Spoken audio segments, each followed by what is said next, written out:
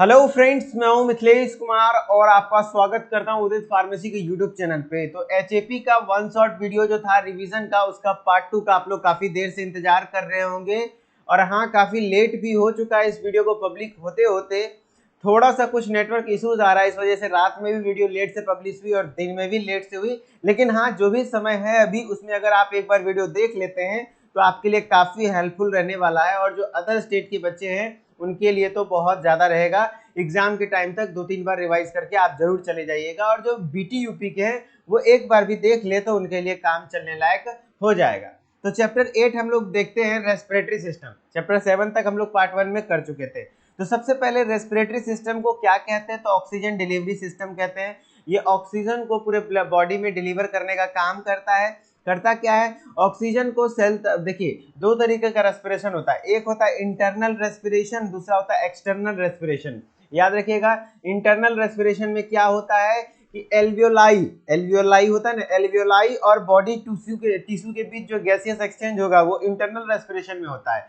और external respiration में होता है exchange of air between lungs and atmosphere. Lungs और एटमॉस्फेयर के बीच में अगर जो चेंजेज हो रहा है तो उसको एक्सटर्नल रेस्पिरेशन कहेंगे, ठीक है।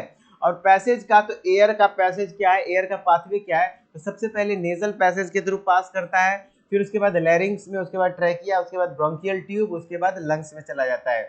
ये रेस्पिरेटरी सिस्टम का कुछ इस प्रकार से डायग्राम थोड़ा सा आप जरूर देख कर जाइए, जिसमें कि आपको एक नेजल कैविटी हो सके तो एक डायग्राम के साथ समझाने मिल जाए। तो आप नॉस्ट्रिल, जो नाक का सबसे बाहर वाला छेद है, उसको कहते हैं। उसके बाद अंदर में जो नाक में कैविटी है, गुहा है, नेजल कैविटी कहते हैं। उसके बाद ये हो गया आपके, उसके पीछे क्या, फेरिंग्स। फेरिंग्स के नीचे क्या हो जाता है, लैरिंग्स। लैरिंग्स के नीचे क्या आता है, ट्रैकिया।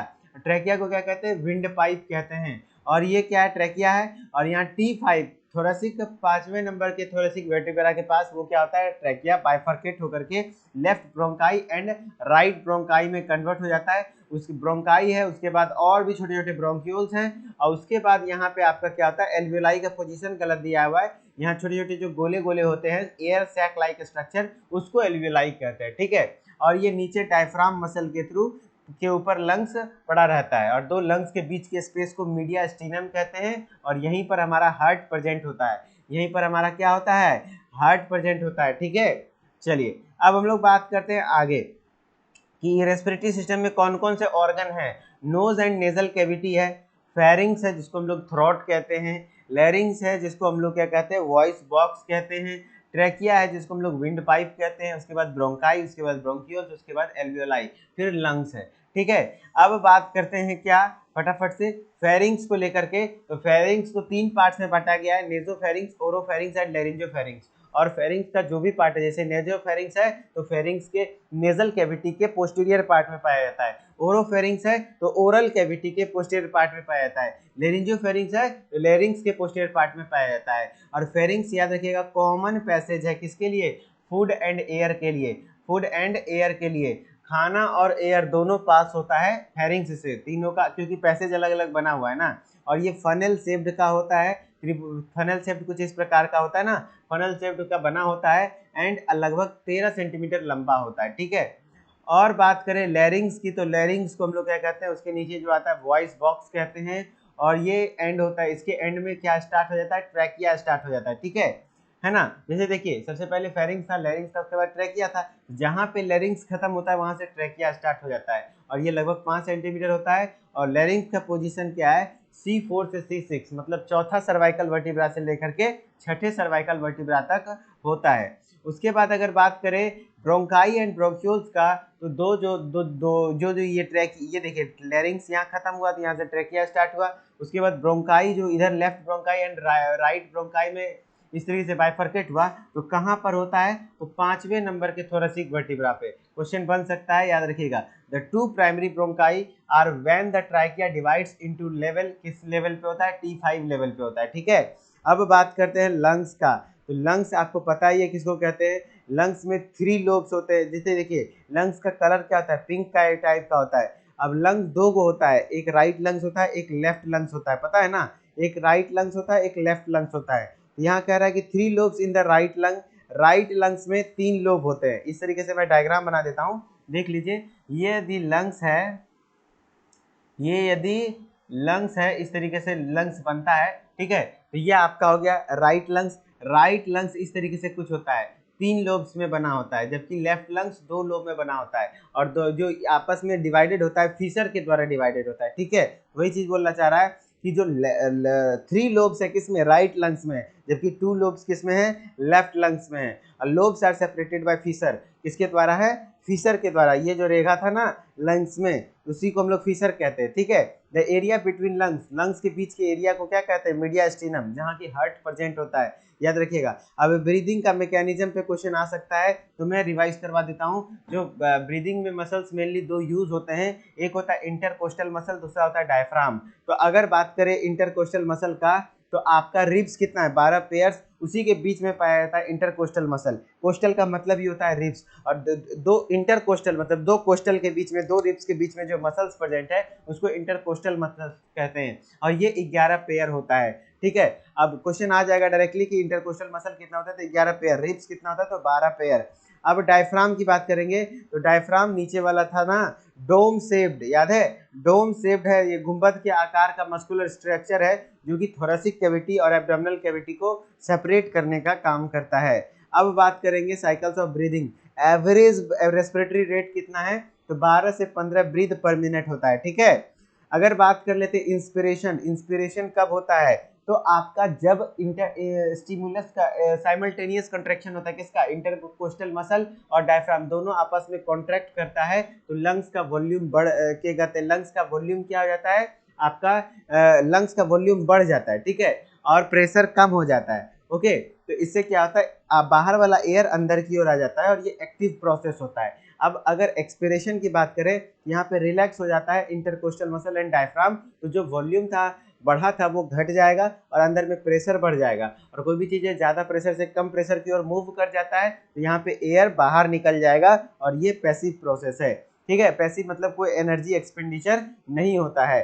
अब lungs volume and lungs capacity में अगर बात करें, तो आपको पता होना चाहिए टाइडल वॉल्यूम क्या है, तो नॉर्मल अमाउंट ऑफ एयर जो आप नॉर्मल ब्रीदिंग के दौरान सांस में हवा लेते हैं छोड़ते हैं, उसी को टाइडल वॉल्यूम कहते हैं। ये ऑन एन एवरेज 500 ml का होता है। और टोटल लंग्स का वॉल्यूम कितना होता है एक एडल्ट में, 6 लीटर होता है, 6 लीटर टोटल लंग कैपेसिटी होता है। और आपको मैं बता दूं इंस्पिरेटरी रिजर्व वॉल्यूम क्या होता है, तो नॉर्मल सांस लेने के बाद आप जितना सांस ले सकते हैं उसको इंस्पिरेटरी रिजर्व वॉल्यूम कहते हैं, जो कि 1900 से लगभग 3300 ml के लमसम में होता है। और एक्सपिरेटरी रिजर्व वॉल्यूम 700 से 1200 ml के लमसम में होता है। ये वो होता है जो टाइडल वॉल्यूम निकालने के बाद नॉर्मली 500 ml छोड़ दिए, उसके बाद आप कितना सांस बाहर निकाल सकते हैं, उसको 700 से 1200 ml कहते हैं। रेसिडुअल वॉल्यूम होता है volume of air remaining lungs after maximum exhalation. आप जितना सांस छोड़ना है छोड़ लीजिए, उसके बाद भी लंग्स में कुछ एयर बचा होता है जो कि लंग्स को कोलैप्स करने से बचाता है, तो वो होता है आपका रेसिडुअल वॉल्यूम, ठीक है, जो कि 1200 ml के लमसम में होता है। अब लंग कैपेसिटी में आपको ज़्यादा याद नहीं रखना है, टीएलसी याद रख लीजिए। टोटल लंग कैपेसिटी कितना होता है 6000 ml, जिसको कि 4 से 6 लीटर हम लोग कह सकते हैं, और ज़्यादा आप अभी मत पढ़िए। अब है चैप्टर नंबर 9 डाइजेस्टिव सिस्टम। अब डाइजेस्टिव सिस्टम में आपको एक एलिमेंट्री कैनाल का इस तरीके से फोटो पता होना चाहिए, नॉर्मल सा एक डायग्राम बन जाएगा। इसमें सबसे पहले आप माउथ दिखा देंगे, माउथ के बाद आपका क्या आता है फेरिंग्स होता है, फेरिंग्स के बाद इसोफेगस होता है, इसोफेगस के बाद स्टोमक होता है, ये जो स्टोमक रीजन है, स्टोमक के बाद स्मॉल इंटेस्टाइन होता है। अब स्मॉल इंटेस्टाइन 3 पार्ट्स में बटा होता है, डुओडेनम, जेजुनम एंड इलियम। उसके बाद लार्ज इंटेस्टाइन होता है, लार्ज इंटेस्टाइन में सबसे पहले सीकम होता है, उसके बाद ये असेंडिंग कोलन होता है ना, उसके बाद क्या होता है ट्रांसवर्स कोलन होता है, उसके बाद डिसेंडिंग कोलन होता है, उसके बाद यहाँ सिग्मोइड कोलन होता है, उसके बाद रेक्टम के थ्रू बाहर निकल जाता है मल पदार्थ, ठीक है। ये था आपका पूरा कंप्लीटली डाइजेस्टिव सिस्टम। अब उसमें एक्सेसरी ग्लैंड कौन कौन से हैं, सहायक ग्रंथियां, लीवर, गॉल ब्लैडर, पेनक्रियाज, ये सब है ना। तो आपको एनाटॉमी, फिजियोलॉजी, जीआईटी पे क्वेश्चन आएंगे, आ सकता है। तो माउथ के बारे में आपको पता होना चाहिए, फर्स्ट पोर्शन है एलिमेंट्री कैनाल का जो सबसे पहला होता है, जो कि फूड को रिसीव करता है और सलाइवा प्रोड्यूस करता है, और वहाँ पे फूड का मेस्टिकेशन होता है। और उसके बाद आपका क्या होता है फेरिंग्स में फूड जाता है, और फेरिंग्स में क्या होता है थ्रोट, गला के जगह पे हम लोगों का होता है, और ये खाना को आपको किधर भेज देगा, इसोफेगस में भेज देगा, है ना। एयर रहता है तो ट्रेकिया में भेज देता है, ओके। अब इसोफेगस को फूड पाइप कहते हैं या फिर गलेट कहते हैं, लगभग 25 सेंटीमीटर लंबा पाइप होता है। और आपका अगर बात करें उसके बाद स्टोमक पे क्वेश्चन शॉर्ट नोट्स में आ सकता है, प्रीवियस ईयर में मैंने देखा है, तो इस बार भी आ सकता है। तो आपको याद रखना है स्टोमक एक मस्कुलर ऑर्गन है जो कि लेफ्ट साइड के अपर एब्डोमेन के लेफ्ट साइड में। कैसे याद रहेगा? तो सलार मूवी आ रहा है ना, सलार है ना, तो स्टोमक एस से स्टोमक है, सलार में एल है ना, तो आगे वाला एल पे बात कीजिए। सलार क्या है? मूवी है ना, तो एस एल, तो स्टोमक जो है ना लेफ्ट साइड में पाया जाता है और लीवर एल से होता है लेकिन राइट साइड में पाया जाता है, upper right side of abdomen में, ठीक है, जस्ट उल्टा साइड में होता है। इधर अगर स्टोमक है तो इधर इसका क्या होगा? लीवर होगा, ऐसा याद रखिएगा आदमी का। और स्टोमक का 4 पार्ट होता है, उस चारों पार्ट का एक डायग्राम जरूर देख लीजिए, इस तरीके से डायग्राम बनाइएगा। इस पार्ट को फंडस कहते हैं, स्टार्टिंग वाले को कार्डियक कहते हैं, यहाँ बॉडी होता है, यहाँ पाइलोरस होता है, ठीक है। अब वही चीजें यहाँ पे दिखाया हुआ है, डिवाइडेड इनटू 4 रीजन, स्टोमक को 4 रीजन में बांटा गया है, कार्डियक, पाइलोरस, बॉडी, फंडस, ठीक है। अब बात करते हैं स्मॉल इंटेस्टाइन की, तो स्मॉल इंटेस्टाइन को 3 पार्ट्स में बांटा गया है, duodenum, jejunum and ileum. Duodenum C आकार का होता है और जेजुनम, तो इलियम जो है ना सबसे फाइनल सेक्शन है स्मॉल इंटेस्टाइन का, जो कि सबसे ज़्यादा कॉम्प्लेक्स मतलब ये घुमा हुआ होता है, जिसमें कि डाइजेशन और एब्जॉर्प्शन सबसे ज़्यादा इलियम में होता है, ठीक है। अब बात करते हैं फंक्शन स्मॉल इंटेस्टाइन का, तो मोस्ट डाइजेशन भी बोलेगा तो स्मॉल इंटेस्टाइन में, और सबसे ज़्यादा एब्जॉर्प्शन भी कहाँ होता है? तो स्मॉल इंटेस्टाइन में, याद रखिएगा। अब लार्ज इंटेस्टाइन का जो आपका क्या है, last part of the gastrointestinal tract, last part है आपका जीआईटी का, और इसमें वाटर एब्जॉर्ब होता है, याद रखिएगा। वाटर का एब्जॉर्प्शन कहाँ होता है? लार्ज इंटेस्टाइन में होता है। और वेस्ट मटेरियल स्टोर कहाँ होता है? तो लार्ज इंटेस्टाइन में ही होता है, और डिफेकेशन प्रोसेस के थ्रू उसको क्या करते हैं? बाहर निकाल देते हैं, ठीक है। अब बात करते हैं क्या, अब हम लोग उसको ज़्यादा डिटेल में नहीं देखेंगे, रेक्टम की बात करते हैं। रेक्टम क्या? Last section of large intestine है। अब एक्सेसरी डाइजेस्टिव ऑर्गन है जो कि मदद करता है डाइजेस्टिव में, एक्चुअली डायरेक्टली खाना यहाँ पे तो नहीं जाता है लेकिन इसका भी बहुत ज़्यादा रोल होता है। सेलिवरी ग्लैंड, लीवर, पेनक्रियाज और गॉल ब्लैडर, याद रखिएगा ये एक्सेसरी डाइजेस्टिव ऑर्गन्स हैं। एक्सेसरी मतलब मददगार होता है, जैसे फ़ोन बिना चार्जर के चल सकता है ना, लेकिन कितने देर तक? कोई ज़्यादा देर तक चल पाएगा, फिर बैटरी डाउन हो जाएगा तो फिर तो फ़ोन की चार्जर का जरूरत है। तो वही बात होता है, एक्सेसरी है क्या? Device, charger. उसी तरीके से हमारे डाइजेस्टिव सिस्टम के लिए ये सब एक्सेसरी ऑर्गन्स हैं, सेलिवरी ग्लैंड, लीवर, पेनक्रियाज और गॉल ब्लैडर। सबसे पहले बात करते हैं सेलिवरी ग्लैंड पे क्वेश्चन आता है, तो सेलिवरी ग्लैंड को लार ग्रंथि कहते हैं, और ये एक्सोक्राइन ग्लैंड्स होता है जो कि प्रोड्यूस करता है सलाइवा, है ना। और लगभग ह्यूमन में कितना पेयर होता है? 3 पेयर होता है, यानी 6 होता है। ये फोटो में आप देख लीजिए, यहाँ पे गला के पास होता है, कान के पास होता है आपका पैरोटिड ग्लैंड, और मैंडिबल के नीचे आपका जबड़े के नीचे होता है सब मैंडिबुलर ग्लैंड, और जीभ के नीचे होता है सबलिंगुअल ग्लैंड, और ये तीनों पेयर में होता है, ठीक है। तो पैरोटिड ग्लैंड, सब mandibular and gland and sublingual gland, याद रखिएगा 3 पेयर में हो गया, ठीक है। अब लीवर की बात है, लीवर पे भी क्वेश्चन आया हुआ है शॉर्ट नोट्स लिखने के लिए। तो लीवर एक ऐसा ऑर्गन है जो कि वेरियस मेटाबॉलिक एक्टिविटी शो करता है, बहुत ज़्यादा फंक्शन है इसका। और लीवर रेडिश ब्राउन कलर का वेज शेप्ड ऑर्गन है जो कि लगभग 4 लोब्स में बटा होता है। आप 2 लोब जानते होंगे, लेफ्ट लोब और राइट लोब, और क्वाड्रांट भी होता है, लेकिन अभी आपको 2 लोब भी लिखेंगे तो आपके लेवल पे सही रहेगा, कोई दिक्कत वाली बात नहीं है। और अब मानव शरीर का सबसे लार्जेस्ट ग्लैंड कौन है? तो लीवर ही है, याद रखिएगा। और लीवर ही क्या बनाता है? बाइल बनाता है, और फैट के डाइजेशन में भी हेल्पफुल होता है, और भी बहुत सारे फंक्शंस हैं। अब पेनक्रियाज की बात कर लेते हैं, तो पेनक्रियाज एक हेटेरोक्राइन ग्लैंड है। हेटेरोक्राइन ग्लैंड कहने का मतलब इसमें एंडोक्राइन और एक्सोक्राइन दोनों पार्ट होता है, और एंडोक्राइन पार्ट को आइलेट्स ऑफ लैंगरहैंस कहते हैं। और एंडोक्राइन पार्ट में 4 सेल होता है, alpha cell, beta cell, gamma cell and delta cell. अब गामा सेल डेल्टा सेल और पी सेल। तो अल्फा सेल क्या सिक्रेट करता है, वो सब चीज़ें याद रखना चाहिए आपको। जैसे देखिए मैं दिखा देता हूँ, अल्फा सेल क्या सिक्रेट करता है? ग्लूकागोन, जो कि ब्लड में ग्लूकोज के लेवल को बढ़ाता है। बीटा सेल क्या सिक्रेट करता है? इंसुलिन, जो कि ब्लड में ग्लूकोज के लेवल को कम करता है। डेल्टा सेल क्या सिक्रेट करता है? सोमैटोस्टेटिन, जो कि स्टॉप करता है अल्फा एवं बीटा सेल के सिक्रीशन को। और आपको जो पी सेल होता है, पेनक्रेटिक पॉलीपेप्टाइडेज होता है। अब है गॉल ब्लैडर, तो लीवर होता है ना, लीवर के जस्ट नीचे आपका गॉल ब्लैडर पाया जाता है, ये देखिए थैली है ना, ये गॉल ब्लैडर। तो लीवर में बाइल बनता है और स्टोर कहाँ होता है? गॉल ब्लैडर में होता है। स्टोर कहाँ होता है? गॉल ब्लैडर में होता है। तो gall bladder small hollow organ है जहाँ की बाइल स्टोर होता है, और ये pear shaped gall bladder structure होता है, लीवर के बीनीथ में पाया जाता है, ठीक है। अब हम लोग बात कर लेते हैं क्या, चैप्टर नंबर 10 स्केलेटल मसल्स के बारे में। किसके बारे में? स्केलेटल मसल के बारे में। तो यहाँ पे आपको बस ये स्केलेटल मसल्स, स्मूथ मसल और कार्डियक मसल के बारे में आपने टिश्यू चैप्टर में पढ़ा है, उसी से काम चल जाएगा। और फिजियोलॉजी ऑफ मसल कॉन्ट्रैक्शन पे कभी कदार क्वेश्चन आते हैं, तो फिजियोलॉजी अभी मैं पढ़ाऊंगा नहीं, यदि पहले से पढ़े हुए तो ठीक है, नहीं तो फिजियोलॉजी में बहुत लंबा समय लगता है, तो फिजियोलॉजी पे भी उतना ध्यान नहीं देना है। स्केलेटल मसल और स्मूथ मसल में डिफरेंस पे क्वेश्चन ज़्यादा चांस रहता है, ठीक है। तो स्केलेटल मसल वॉलंटरी होता है, स्मूथ मसल इनवॉलंटरी होता है। स्केलेटल मसल में स्ट्रिएशन पाया जाता है, धारीदार होता है, जबकि स्मूथ मसल में धारीदार नहीं होता है, ठीक है, ये सब याद रखिएगा। चैप्टर नंबर 11 नर्वस सिस्टम की बात कर लेते हैं। तो नर्वस सिस्टम का जो मेन है आपका सेल वो क्या होता है, न्यूरॉन्स होता है। और नर्वस सिस्टम का क्लासिफिकेशन आपको पता होना चाहिए कि नर्वस सिस्टम दो प्रकार का होता है, एक होता है CNS, दूसरा होता है PNS, है ना, central nervous system and peripheral nervous system. तो सेंट्रल नर्वस सिस्टम दो चीज से मिलकर बना होता है, एक होता है ब्रेन, दूसरा होता है स्पाइनल कॉर्ड, है ना। ब्रेन और स्पाइनल कॉर्ड से मिलकर के हमारा क्या बना हुआ है, सेंट्रल नर्वस सिस्टम बना हुआ है। तो देखिए ब्रेन एंड स्पाइनल कॉर्ड से बनकर मिलकर बना हुआ है। और अगर बात कर लेते हैं पेरिफेरल नर्वस सिस्टम की, तो पेरिफेरल नर्वस सिस्टम जो ब्रेन से जितने भी नर्व्स निकले उसको क्रेनियल नर्व कहते हैं, और स्पाइनल कॉर्ड से जितने भी नर्व निकले स्पाइनल नर्व। तो इस दोनों से जितना नर्व्स निकला उस सब चीज को हम लोग क्या कहते हैं, पेरिफेरल नर्वस सिस्टम में रखते हैं।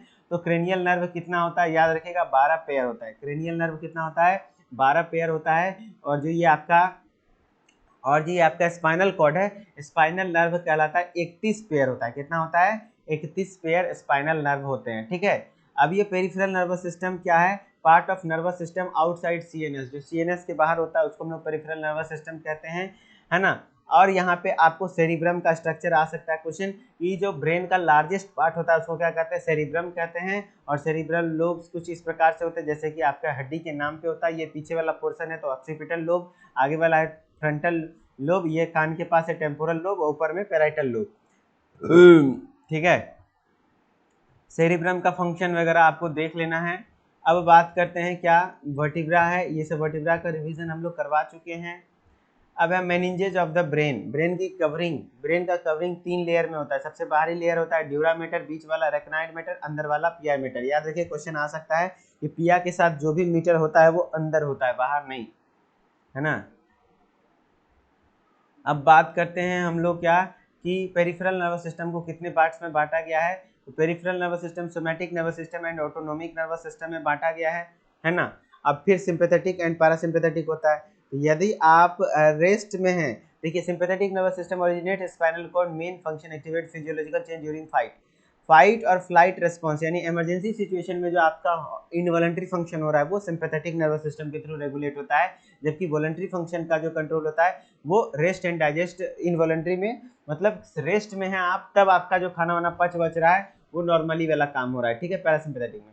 अब सेंस ऑर्गन की बात कर रहे हैं हम लोग। सेंस ऑर्गन में क्या क्या होता है, टंग है, नोज है, ईयर है, आई है, स्किन है। टंग सेंस के स्टेट के टेस्ट के लिए होता है, नोज स्मेल के लिए होता है, ईयर आपका हियरिंग एंड इक्विलिब्रियम के लिए होता है, आई आपका साइट के लिए देखने के लिए होता है, स्किन टच के लिए होता है, ठीक है।